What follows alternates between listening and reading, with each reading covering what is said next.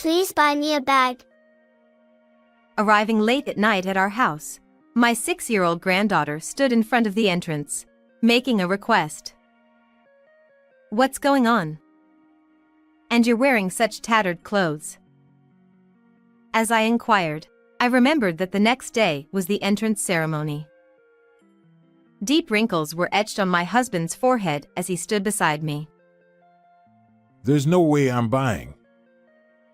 Hearing my husband's loud voice, my granddaughter despaired and burst into tears. "How could you say such a thing?"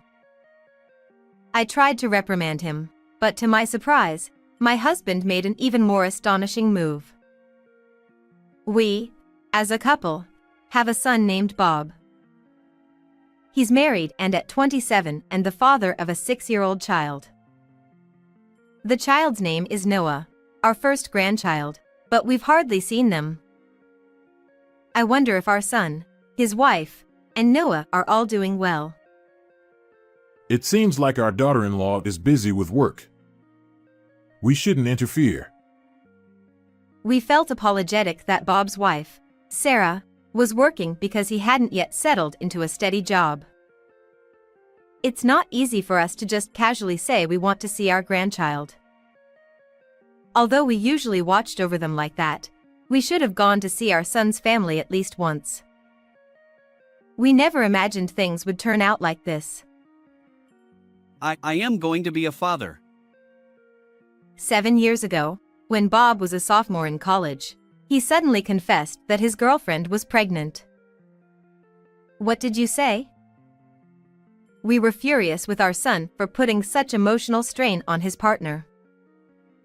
Upon hearing the story, we learned that his partner was a university administrator, 12 years older than him. We got close while discussing school procedures. But Sarah said today would be okay. Don't blame others. If you had treated your partner properly, things wouldn't have gone out of order. We scolded our son and hurriedly went to apologize to Sarah's family with a gift. "I'm truly sorry for what happened to your precious daughter." Our son says he wants to become a university professor, but we'll make him drop out and work. Her parents greeted our heartfelt apologies with beaming smiles. "Bob doesn't need to drop out of university. I'll support him, so it's okay. I want young Bob to become a great professor." And even her parents said, "Our daughter is so picky about men that she's 34 now. Bringing home such a promising young boyfriend." "None of my friends have a young husband who will become a professor in the future. I'll show those who laughed at me for being behind the times." With that declaration, Sarah laughed loudly throughout the room. Then, our son and his girlfriend immediately got married and had a flashy wedding, inviting over 100 guests from the bride's side. The following year, our granddaughter Noah was born safely, and everything went smoothly. But still, we couldn't help but feel guilty about Sarah getting pregnant before us. Even after my granddaughter was born, my son was still a student. My husband and I supported him financially, assisting with expenses for every event, New Year, birthday, and Christmas. Then, one day when my granddaughter turned 1.5. Raising a child costs money, and we're struggling to make ends meet. Our family might starve. Out of the blue, Bob came to our house asking for help. After discussing it, my husband and I decided to send our son and his wife $1,000 each month for living expenses. It was a significant amount, but I thought I could manage by working part-time. I wonder if they are all right? Bob lacks initiative. Filled with anxiety, I yearned to see Sarah and my granddaughter, but Sarah was busy juggling work and childcare, and I never seemed to find the right timing. Even when Noah turned 2 and Bob entered graduate school, we still couldn't meet our granddaughter. Thinking about Sarah's struggles to support the family, I couldn't bring myself to say, "I want to see my grandchild." I suppressed my desire to see Noah. Surely, I told myself, if my son becomes a professor, I'll be able to see them. That's what I convinced myself. Looking back now, neither this endurance nor the guilt was necessary at all. About 4 years passed, and it was March, when the cherry blossom buds were swelling. Late one night, the doorbell rang at our house. Who could it be? Suspicious, my husband and I opened the door. Please buy me a bag. To our surprise, our granddaughter was standing at the entrance, making a request. Noah. What's going on? She was painfully thin, with unkempt hair. I was taken aback as I rushed over, remembering that the next day was the elementary school entrance ceremony. My granddaughter collapsed in tears, sobbing uncontrollably. Then, my husband, seeing Noah rubbing her forehead against the ground, shouted. There's no way I'm buying. Hearing his loud voice, our granddaughter looked up with a despairing expression and wailed. Why would you say that? As I tried to intervene, my husband continued without hesitation. We don't need to buy now. I already have a bag at home. Huh? Surprised by my husband's words, my granddaughter stopped crying abruptly. According to her, he had already bought the bag for her. It was news to me, and my mind was in turmoil, but it was still a cold night in March. Let's go inside anyway, it's getting cold. I invited Noah into our home and decided to listen to her situation. Mom and Dad said if I asked Grandpa and Grandma, they'd get me a bag. After finishing the hot milk I offered, my granddaughter, whom I hadn't seen in a long time, told me everything that had happened. For example, she had never received any gifts since she was born. Her parents went out every night, leaving her alone at home. She was always dressed in the same clothes. She didn't have clothes or a bag for the entrance ceremony. They gave me an entrance celebration gift, but I didn't use it. They're squandering the money we gave for our granddaughter. This is outrageous. As we trembled with anger, our granddaughter responded with a bewildered expression. Mom and Dad said, Grandpa and Grandma are stingy and won't give us presents. If you want a bag, ask them. What the hell? My husband, perhaps at the peak of his anger, got up suddenly and went upstairs to the study. Seeing this, my granddaughter looked bewildered. I'm sorry, maybe he got angry thinking about Noah. As I tried to reassure my granddaughter, he came downstairs in a hurry. Oh, he's such a busy person. Wait, huh? Looking at my husband, he had a bag in his hand. Moreover, it was a lavender-colored bag with cute flower embroidery. Grandpa, is that? Yes, indeed. I've had it for a while. Noah ran to her grandfather and hugged him. He explained that he had fallen in love with the bag he saw on his way home from work and made an impulse purchase. He thought he wouldn't give it to her anyway, so he had hidden it in the back of the closet in the study. It's cute, isn't it? With flowers. Perfect for Noah. Blushing, he helped Noah put on the backpack. Come to think of it, I fell in love with this man's awkward kindness. I couldn't help but smile and look at Noah. Thank you. My granddaughter jumped for joy, but in the next moment, she uttered a terrifying word with an innocent face. If you ask like this, Grandpa and Grandma are like ATMs. ATMs? I couldn't believe my ears when I heard the words coming out of my 6-year-old granddaughter's mouth. Yeah, Mom and Dad always say that. My husband, who had been gazing affectionately at our granddaughter's bag, suddenly had a sharp glint in his eyes. Would you mind telling us more about that? Noah, seemingly unaware, smiled as she told us about the situation at home. According to her, her stepmother had been cold to her, saying, "I only got pregnant to marry a young man. You're worthless." My son also often said things like, "Having a child increases your credibility at university." Parents are like ATMs in their daily conversations. What the hell? How despicable. My husband and I were furious and determined to get revenge. Immediately, my husband started making phone calls everywhere. Meanwhile, I also contacted my son as if nothing had happened. Noah came to our house, but she's tired and fell asleep. I'll send her directly to the entrance ceremony tomorrow. Bob seemed momentarily flustered, but sensing that I wasn't suspicious, he quickly relaxed. Thus, preparations were underway to teach our son and his wife a lesson. And then came the entrance ceremony the next day.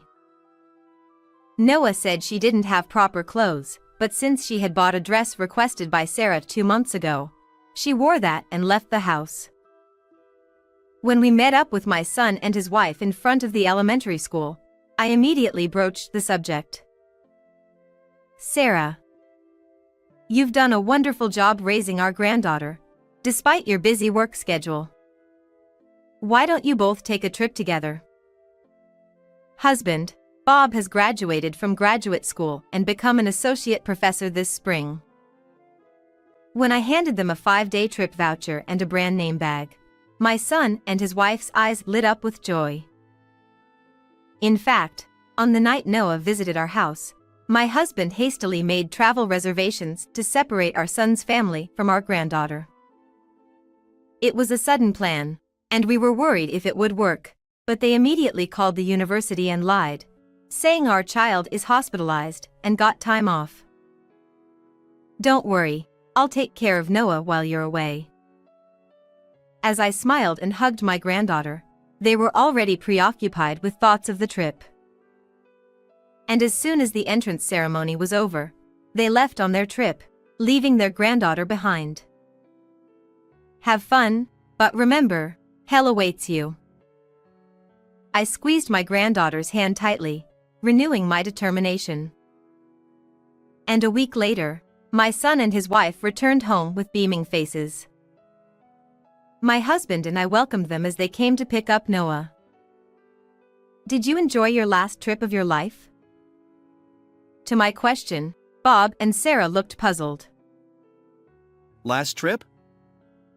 What's going on all of a sudden? They entered the house, still giggling, and sat down on the living room chairs. What's going on is our line. Starting with my husband's words, I laid out the credit card statements in front of them. The usage history included purchases of brand name bags, accessories, dinners at luxury hotels. Their extravagant spending was evident. When I went to your house to get Noah's change of clothes, everything was left out on the table. It was an extravagant display of luxury when I saw it. Seemingly realizing they were in trouble, my son and Sarah exchanged glances. Well, maybe it's something we bought for a friend. That's impossible. We see through all your lies. I opened up the family computer and showed them the listing history on a flea market app. There, we found clothes and toys we had bought for our granddaughter being sold as new. You were planning to resell them and keep the money instead of giving them to Noah, weren't you? My husband scolded them harshly. Maybe it was just a misunderstanding? Don't play dumb. Next, I pulled up my daughter-in-law's social media screen on the computer. There were posts about living an elegant life with the associate professor, showing off their luxurious lifestyle. I also found my son's blog, titled Becoming a Professor with Great Cost Performance. How to gain status without much effort. In essence, he was writing about how to suck up to his parents. I thought you had a noble goal in your research, but were you really thinking about such things? My husband's anger flared, and they both looked like they were about to cry. It was just a joke for some relaxation. Yes, yes. Childcare is busy, and I needed some retail therapy and social media for a change. The childish excuses from the young couple. That's also a lie. We know you weren't properly raising your child. In fact, while Bob and Sarah were on their trip, my husband and I had investigated by leaving our granddaughter at a nursery and asking around the neighborhood. The kindergarten teacher told us there were only 2 changes of clothes, and the neighbors seemed to know that Noah was left alone until late at night. If there's a trial, I'd like to testify, the teacher and neighbors offered. You've got it all wrong. My son retorted with a defiant attitude, while his wife nodded beside him. With a heavy sigh, I took out a recording device and pressed the play button. Going on a trip is lucky, right? They give us money every month, so they're really useful ATMs. Exactly. We have to squeeze money out of Grandma and Grandpa using Noah. I didn't think I needed a kid, but surprisingly, they're quite useful. I'll let them live as long as they don't become a nuisance. The conversation and loud laughter echoed from the recording device, causing the young couple to turn pale. How did you record this conversation? I rigged the bottom of the bag you were given as a gift. I planted a bug in it. It's set up to send everything to my smartphone in real time, so I hear everything. Isn't that going too much? Throwing the bag aside, Sarah glared at me. Going too much? Which one of us went too much? Both the recordings and the results of the investigation have been submitted to the court through our lawyer. We're preparing to become Noah's legal guardians. As I declared loudly, they started making a commotion with shocked faces. What the hell are you doing, interfering like this? It's just a little luxury, geez. Ignoring their words, I made a call on my smartphone. Yes, I'd like to speak to the honorary professor of your university. Please hurry up. Upon hearing honorary professor, my son answered the phone with round eyes. The professor on the other end had been the one who guided my son towards becoming a professor. Hello? As Bob timidly spoke, loud yelling could be heard even from a distance. Can someone who can't even take care of their own child nurture others at the university? Don't ever show your face here again. The professor said and hung up. Hold on. Professor. Professor. Bob's path to becoming a professor, which had seemed smooth sailing, was abruptly closed, causing him to panic. But soon, the ringing stopped, and the university dean came on the line. Please hand the phone to Sarah, he said, and this time, my daughter-in-law nervously took the phone. While we turned a blind eye to your marriage to a student out of love, given the current situation, I doubt your qualifications as a university staff member. You're fired. Her boss came the cold voice of the dean through the smartphone. This is outrageous. But the call from the dean was cut off, leaving a desperate Sarah, who resorted to her last resort. My parents won't stay silent. They forced me into pregnancy. Snorting, she began dialing on her own smartphone. Mom? Listen to me. Bob's parents are, what? Disowning? Why all of a sudden? Her eyes widened as she held her smartphone in one hand. In fact, we had already contacted her parents. Turned out, her parents had also been unable to see their granddaughter and had been providing financial support. When I emailed them photos of the credit card statements, Sarah's parents were furious. They said, "We're disowning them," and sided with us. This means we've lost everything. We were finally living a good life. Dad, Mom, we got carried away. I'm sorry. Please forgive us. The suddenly timid couple pleaded with us, tears in their eyes. Handling a child's life so casually won't be forgiven. We'll take care of Noah. You'll money back the full $12.5 million we've given you for living expenses, university, and graduate school tuition. Please, have mercy. As the children slumped in despair, police officers burst through the door. We had contacted the police beforehand, just before Bob and Sarah returned home. I was going to become a professor. We were supposed to live lavishly with an invincible status. The sobbing couple was taken away in a police car, leaving only falling cherry blossoms behind. Subsequently, they underwent trial. With no support from Bob's or Sarah's families and having lost their friends, even if they were released from jail, they had no one to rely on. It's clear they'll have to go into debt to repay the $12.5 million. But it's all their own fault, and I have no sympathy for them. Left with no one to help them, they'll spend each day living in fear. On the other hand, Noah is thriving. My husband finds joy in selecting clothes and bags for his granddaughter. I love you, Grandpa, Grandma. I'll continue to protect her radiant smile like blooming flowers. How did you like this story? Don't forget to subscribe to the channel.